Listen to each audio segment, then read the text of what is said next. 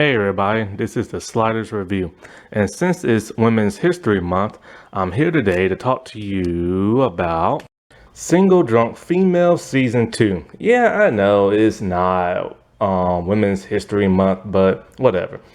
At some point, it will roll back around and be it again, so people will find that video. So, I'm a bit conflicted when it comes to Season 2. I enjoyed season 1 a lot. Season 1 was very hilarious and stuff. Not only was it hilarious, but it really got you in the mind of a drunk and what they struggle with and stuff, and how they have to cope with it and how they have to get their sobriety back. This season does not feel that way. This season feels very rushed in a sense, to the point where you don't even know how much passage of time has passed. Since season 1 and season 2, only 3 months have passed, but after that, you don't know how much time passes, and you kind of get a bit confused with everybody's story, especially when it comes to James and his sobriety. It just kind of just happens. Like, it's weird. Like when he got drunk back in season 1 finale, it just happened, and then when he got sober in season 2, it just kind of happened and stuff. Like you don't see the progression of it, and it's quite a shame because what was that show on CBS called Mom? On that show, you really got a sense of people dealing with like addiction and how they cope with it and how they live their normal lives and then how they struggle and want to go back to it. With this show, you don't kind of feel that. At least in this season, you don't. And it's quite a shame. One reason is because it's only 10 episodes, and episodes only last for like 20 something minutes. It's still listed as a comedy, but season 2 feels more like a drama more than that of a comedy. When they do see, it's more serious in season 2. But then when they have those two characters that are very outlandish and silly, then the show feels odd and bizarre. Another conflict I have with this show is that the format of it. So, since season 1, it felt like this show had only one main star and the rest were like, recurring characters. Because in season 1, the show focuses solely on that of Sam, played by that of Sophia Black Delilah, I think her name is Delilah. And so like, because it's her like going through like alcoholism and trying to be sober and stuff like that, so every scene you saw her in had her in it, and you only saw the other characters when they was with her, so it made you think, okay, it's her show and they're just like supporting cast members, right? And then I remember there was one episode where towards the end, it started focusing on James a little bit, thinking, okay, maybe he's like a second main character since he's a love interest, and he also hung out with Mindy. So you get that sense that's the type of show it is. But then when you watch this season, it feels more like an ensemble cast. All these supporting characters feel like main characters now, but very bleak main characters, to where it kind of, the storylines that do focus on them, but not really. But when you go online to Wikipedia, it turns out, oh wait, these supporting characters were never supporting characters. They were main characters the entire time. But it never felt that way in season 1. Now it feels that way in season 2. So it's a little bit jarring and stuff like that, because if you watch this show back to back, or whatever period in time you decide, then it feels kind of off, you know what I'm saying? So I wish in season 1 they would have had all these main characters be actual main characters, because the only time you ever see them show up is only when they're with that of Sam. And so this season is completely different. Now they're on their own doing whatever. Now, that is great for character growth and development, because they need something to do. But it felt weird only because of the format of season 1. And if it's called Single Drunk Female, then you think it will focus solely on that one character instead of an ensemble group. So they need to get the format situation like worked out. And so another problem I have with this season, it doesn't feel that funny. Like some of the jokes really are no jokes. They're just like things that happen that's supposed to be humorous. And they kind of are, but then they kind of not. Then when you get those two outlandish characters, then it feels really weird and like off-putting and stuff. And once again, like, this has to do with Sam's sobriety and stuff. The only problem is we don't see her struggle with it. In season one, it was hilarious because she was drunk and she was making all these mistakes and she was trying to be sober. And as she was trying to be sober, it was so nerve-wracking to her that she kept making more mistakes, and it was very hilarious. And this season is nothing like that. She's just her average, calm, normal self, and she's living her life. And I'm glad she's still sober because I don't want to see her end up like James from season one. And I want her to continue on that path. It's a great teaching lesson to people who are alcoholics and stuff. But the problem is like it's not funny no more because she doesn't really do anything hilarious. Now, another major problem I have is that, like, since it is so serious and she is living her life, basically her story arc this season is that 3 months has passed in season one. Her and James haven't spoken because she just, she has to distance herself from him because he's drinking again. Here's the problem with that. I don't understand about the alcohol anonymous people. It's like, okay, she distanced herself from James because he's back to drinking and don't want to stop, and she doesn't want to fall back to that lifestyle. Yet she still hangs out with tons of people who do drink. So I don't get the double standard with that, And if this is a show that's supposed to teach people sobriety and stuff, I don't understand why they have all her other characters that be around her that are main constantly drinking. It's kind of like, don't you think they shouldn't around her? And like, but I guess that's the point of trying to teach a person that, hey, you have to be around these people eventually, so you have to get used to it. So I guess that is a teaching lesson and stuff. But I don't know. Like, I don't know anything about that stuff, so who knows? You know what I'm saying? And so, but I would think that, you would want to distance yourself away from them and not have people drinking on the show to kind of help that, like, process. Then slowly integrate people who are drinking to show that that person has the willpower not to drink. But here, once again, all her friends around her are constantly drinking. And she finds a new dude because after James tried to kiss her, she's like, yo, we ain't going down that path. So they don't talk no more for the rest of the season, not until towards the end. And like, this is the thing that's kind of odd. It's like, if these are supposed to be main characters and her friends, why don't they always hang out? It's kind of weird. The people she does hang out now are Britt, her former best friend, who's was engaged to like Joel, who Sam used to date. And we actually get to see a flashback of how Joel and like Britt got together. It's not really as scandalous as it was made out to be in season one. Basically what happened was like, well, I'll get into that a little bit later. Anyway, and she hangs out with Felicia, who's like, her hairstylist friend. And she constantly hangs out with those two. I still think it's kind of weird she hangs out with Britt because of all the stuff that happened in season one.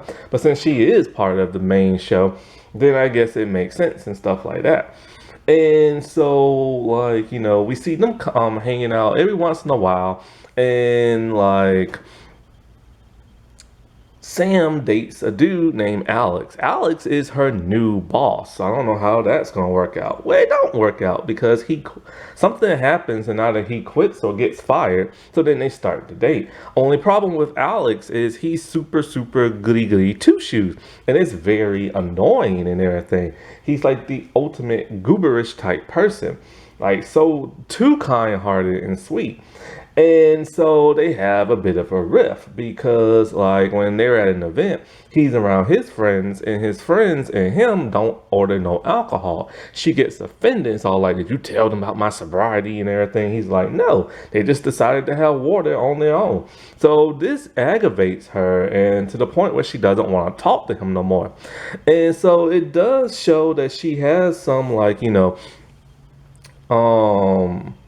self-conscious issues when it comes to like her drinking and stuff and how people perceive her and stuff like that. So that's great for development and stuff, but it is kind of weird she would like lash out like that. Another interesting thing that happens to her is that her former boss from season one, the first episode, who she got in a fight with, when she was drunk, he is now her new boss and everything. And it's very awkward because she doesn't like this man. He annoys the crap out of her. But he constantly wants to be in like her little circle and stuff. And they constantly bicker. She tells, because he's very obnoxious and everything. She tells him, look, you can't compliment the way a person dresses. You need to stop talking about how cute a person looks. He's your typical about to get me too type person, you know? And so it really stresses her out. And so I guess this is like a test for her to be like, to show that she needs to like prevent herself from drinking because he stresses her out. But then to add on top of that, he himself is going through some character arcs and development, which is bizarre because he's not a main character and he's he's actually a recurring character, but he's given his own story arc. His story arc is, that his wife left him for like a baseball player and stuff. And it's kind of like, if you're a recurring character, do we really need to know all that and see you going through stressful stuff and her trying to counsel him? And then so like he eventually leaves the show, like I guess like a sabbatical type thing, and then she's giving back her old boss again, the dude she's dating.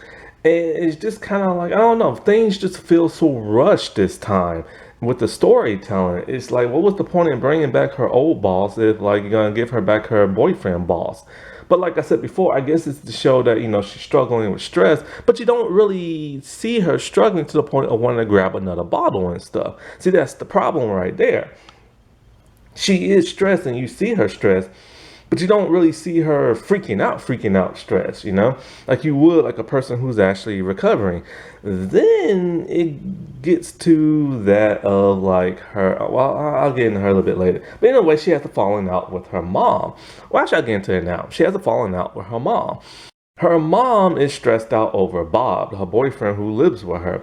Her mom is tired of Bob constantly being there and smothering her to the point where she wants him gone. She won't even give him closet space. His closet stuff is all in the garage.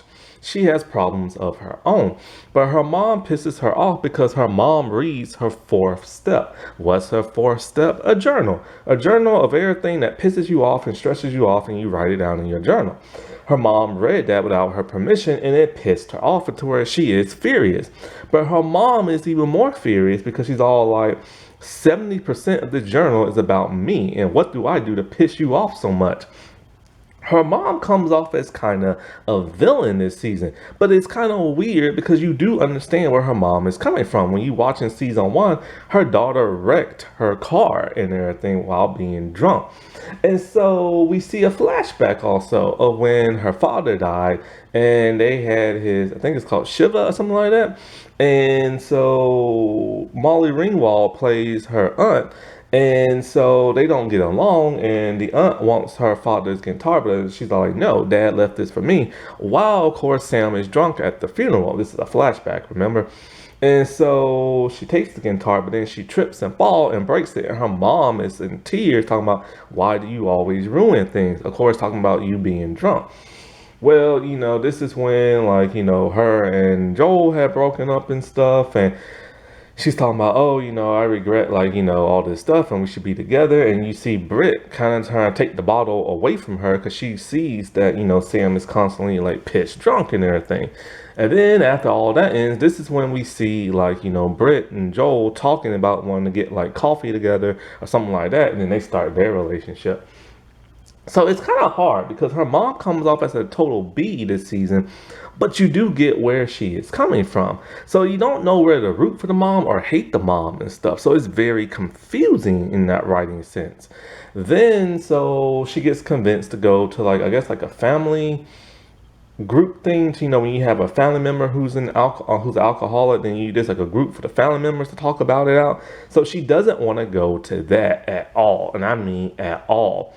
And her and Bob have a falling out to where he moves out because they argue about like him not having no closet space and this and that, and he's mad about how she treats Sam. Then he has some type of thing on the floor which is really important to him. It's kind of like a sheet with some, like, I think, writing on it because he has nowhere to put it. And the mom just steps on it constantly. He's all like, why are you disrespecting me like that, stepping on it? And she's still just a stepping on it. And he had enough to where he leaves and everything. And so the mom is very much a villain this season. But then she finally goes to that group because, Bob has left her and stuff. And so she finally realized, okay, fine, I guess I'll go to this thing to restore my family, because she actually does misses her daughter. Her and Sam moved out as a result of her reading her fourth step. She lives with Britt now. But then we see Bob at a bar, because he follows this man who he saw hug Carol and everything, the mom. But it turns out it's just one of those people at the support group, and he's just hugging her because he's having a rough time with his ex-girlfriend and stuff. So Bob takes this out of jealousy and beats the man up at the bar, but then realizes, oh wait, he made a huge mistake. And so it's like Bob also has been cast as a main character. He was recurring in the first season, but now he's a main character. So it feels weird when you start seeing all these other people having all their own story arcs, when you think it's supposed to be about Sam. But then all these other people's story arcs are very brief. So it doesn't even really feel like a real true story arc and stuff, because the resolve of it happens either off screen or very, very fast pudding. So yeah, she's back friends with Britt, and she's moving in with Britt, but Britt is having problems because her and Joel are no longer together because she ran out on the wedding. And so they're having some kind of event where I think his parents are there. Joel is played actually by Charlie Hall. This dude, I had no idea who his mom is. The lady from Seinfeld and everything. Something Dreyfus. I forget how to say her name. But I didn't know he was related. Now, he's also in the sex lives of college girls and stuff. He always plays the same type of character, a very annoying, very talkative type guy.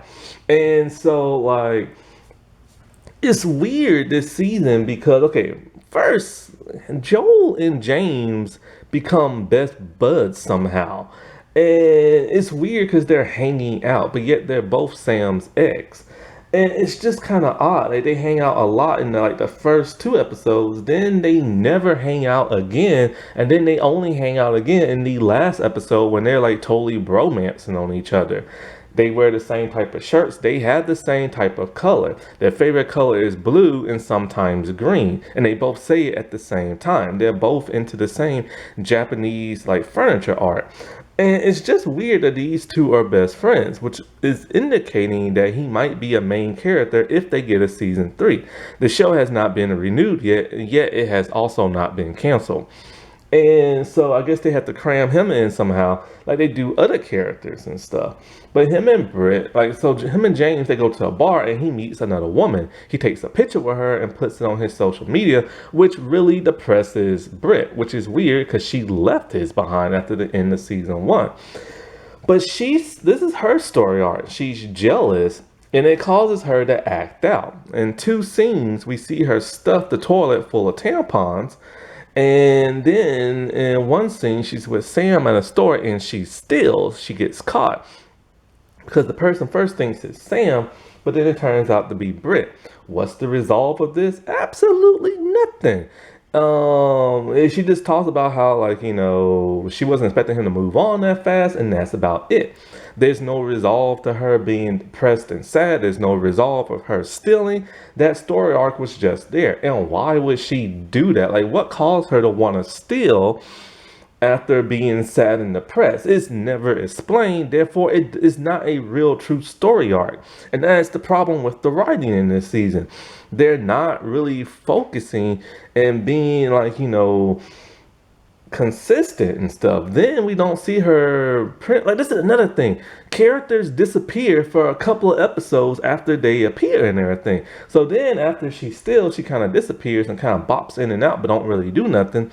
Then towards the end, her and Felicia are now really good friends and stuff without Sam, and they go to a bar together and they drink. Then all of a sudden she starts to talk to Joel again, and then they start to rekindle what they had and just be friends. But what was all the stuff in between then? Absolutely nothing to build up to that moment. And not only that, but she's mad at Sam because Sam made out with Joel trying to like boink him and everything. And so Sam told, and then Joel told, and so she's upset at Sam, but then now she's no longer upset at Sam. And it's just kind of like she shouldn't have been upset in a way because that's her ex-fiance. But then here's the craziest thing. They're still technically married because she never signed the divorce papers and stuff. So technically, Joel mistakenly cheated on her. Well, actually, he didn't mistake her. He knew she didn't sign it, but he made out with her and he wanted to do Sam, but something happened the way that it didn't happen. And then so like is you see what the writing is getting to? So then they finally decide to sign the divorce papers, but then they decide to be friends again. So eventually they will start dating again. But it's weird. She feels they all feel more like side recurring characters, but not main characters. So of course she has to tell her boyfriend and he's upset and they break up. And then they have to do this whole HR thing at work because like, they dated and he's her boss and stuff, and then that goes smoothly. But then she tells him, I don't know how this is gonna work out with me and you working together and us like broken up, but I tell you this right here right now, writing is my passion, and if one of us has to leave, it won't be me. Like, she gives him that ultimatum and he never has a chance to like even answer because his story arc is now over with. And it's just kind of like, well, that was a pointless like whole like arc and everything. Then there's Felicia. She even has her own story arc from last season when she started dating that guy. Apparently, her ex-boyfriend or ex-husband, or at least ex-baby daddy, we know that's for sure, comes back in the picture. You think there's gonna be a whole lot of drama. Nah, there ain't no drama. It's just Felicia being Felicia and freaking out for whatever reason. And so her ex turns out to be like a stunt double dude, and he's all like, okay, well, I'm giving it up, and I want to be in my son's life more. This causes her to stress out, thinking it's gonna ruin things with her new guy, but it never does. And we never see her ex-baby daddy after that. In fact, we don't even see her son after that. Because they just disappear from the show. It's weird. And so her whole main arc this time is just like listening to people and freaking out over her new boyfriend. And so she disappears a couple times, then she talks to Carol, the mom of Sam. But then it turns out that she thinks her new boyfriend is about to propose to her. She does not want to be married because they only been dating for 3 months. But it turns out he took a job in another state and he wants her to move with him and everything along with her kid. She don't want to do that either. And so then she gets pissed when she finds out he doesn't propose to her. So what does she want? And it's like, she's a very inconsistent character in terms of writing because they write her so weird. But also we don't know if she's going to go with him out of town or not because she never gave an answer to like, his question. And, the show ends and stuff. How is she a main character when she has this tiny story arc that's not very well developed? And Then we have James, who always felt more like a supporting main co-star in season 1. So he's still a drunken person in the first 3 episodes. But he still drinks and he's all like, oh no, I can handle it, just like one drink and everything. So we think we're gonna see him spiral out of control. That would be the norm of a show like this, like it was in Mom. But no, it doesn't happen. What happens is him and Mindy, they go to like one of those anonymous things and he acts like a real jerk when people have to like share and stuff like that. And so like this pisses off Mindy and he sees how pissed off she is. And this causes him to be sober all of a sudden. And yes, he is 100% sober by like at least the 4th or 5th or 6th episode because he kind of disappears as well. To only read back up here. And so it's like, well, when did he get sober all of a sudden? But then he started going to church again. And so like Mindy will not talk to him because of how he acted that time. So it starts to seem like they're gonna build a romance between those two. But like, because those two had their own story arc in season 1 where they got to hang out in one episode together without Sam and everything. So you think it's building up to that. And she even said, why are you so obsessed with me? Because he's constantly banging on her door. But he just wants to apologize and they play video games. But for the most part, those two only really hang out together. Mindy doesn't even really hang out with Sam no more because she no longer works at the grocery store. And like, so you're really thinking they're gonna build like a romance between those two, but I don't know if they are or they're not and stuff. But anyway, at some point when Sam got upset because one of their alcohol people died and everything, they had to go to the funeral. She gets so upset because it reminds her of her dad's funeral. She tries to like bang James. James will not let her. James is now completely done with her and stuff in terms of relationship because she blew him off in the first episode. So then you start to think, okay, well, if he doesn't want Sam, who he really wants, then he must want Mindy or something like that, right? And so this is when she goes to Joel and starts making out with him and everything. And so like, then, after hearing a speech from Mindy, he decides to go to his church and reveal that he's an alcoholic. And he was upset because he thought his parents would be upset about that and stuff. He doesn't really talk to him about that. Well, in a way, towards the end, him and Sam decide they're going to start over and just be friends. And this is when he bromances with Joel and they become best buds. And that is literally all of his story arc. His story arc in this season feels very scattered and everything, like very, very scattered, as opposed to that of season 1. Mindy is not a main character still on the show. She is still a recurring character. And in fact, she has less screen time this season than she did last season. Basically, she will literally pop into a scene, not say nothing, and pop completely out. And then when she does pop in, she'll say something, just to say something either comforting or sassy, and then pop completely out. Her screen time is not even that much of a minute. Like in an episode she'll pop in, it's only anywhere between 20 to 30 seconds. I am not joking. She has the less screen time more than anybody else. And so like, it turns out she used to be an alcoholic and is 9 years sober. When did this happen? I don't remember that happening in season 1. I just remember her being the boss at the grocery store and stuff. Now, and it's weird because her and James went to that party and she started playing the ping pong game that people drink with. I don't remember seeing her drinking or not. But anyway, so they can't find nothing for her to do this season. So they cram her into all this Alcohol Anonymous type stuff. And so she's basically the person who gives like speeches and help people and stuff like that. Because apparently now she used to be an alcoholic. When did that happen? And stuff. We never see her at the grocery store no more. And there's never no reference of her, like, working with Sam. In fact, her and Sam really don't have no interaction this season. All her time is spent with James. Now, they still have not revealed that she is a transgender woman on the show. Because it's pretty obvious and everything. I mean, the cosmetic surgery looks amazing, but like you can tell that, she used to be a dude a long time ago. And so the show has not addressed that yet. This is kind of an interesting thing because I said the same thing last season. They just allow her to be her.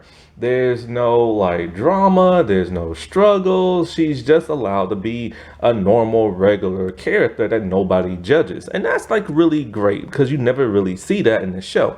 There's normally like a struggle or like a preaching monologue or just something. However, they did kind of sneak that in a little bit during her sobriety speech, talking about how she'd been sober for 9 years and it was really hard and, will people accept her? And then she told her family and at first they didn't accept it and, and she was really worried and stuff like that. Basically, she was having her come out speech in her alcohol speech, which was really clever by that of like, the writers and stuff. Because if you don't pick up on it and stuff, you would have just thought, oh, okay, she's talking about alcohol and everything. And because after the speech, she started like crying and stuff. And I've never seen an alcohol person really cry after talking about how they've been sober. So you can kind of guess what she was really, really talking about and stuff. But other than that, she has no real story arc of any kind, and she's barely on the show. So she was on the show a lot more in season one and stuff. But here they just seem to plug her into whatever scene they can, like, put her in and stuff. And it feels kind of odd and stuff. If this is supposed to be like an ensemble cast and all this and that, and her acting's pretty good, so why not just make her a main character too? Olivia is the last person I will get to in here because mainly Olivia's not really in this season. She used to be main in season one, but now she's recurring in season two. She's still pregnant and she's about to have the baby. And so she informed Sam that, yo, I ain't gonna be your sponsor no more because I'm moving and stuff. But she had a hard time trying to tell her that. But then Sam tells her, like, oh, if I ever have a problem, do I like email you or text you? What do I do? And she's like, oh, no, because I ain't your sponsor no more. And I think she says, I'm not 100% sure, we're not really friends. I'm just your sponsor. I'm not supposed to get like attached and everything. And this is something I hear all the time with like counselors and their patients and stuff like that. And it's kind of odd. It's like, why can't they be friends? What I'm saying, outside of being sponsors? Because they could be friends with somebody else. I mean, think about it. If you're friends with a former alcoholic and you're a former alcoholic, then shouldn't y'all, like, be trying to encourage each other not to, like, drink and stuff like that? So she disappears after that. And, like, Sam, I think, ends up calling her. And she's all like, well, did you have a drink? And Sam's like, no. And then she's like, were you about to? And Sam said, yes. Sam was stressed over her boss and stressed over her mom, but mostly her mom reading her fourth step. But here's the craziest thing. We don't see Sam stress out to the point of wanting to grab a bottle. We don't even, we see her a little stressed, but not super stressed.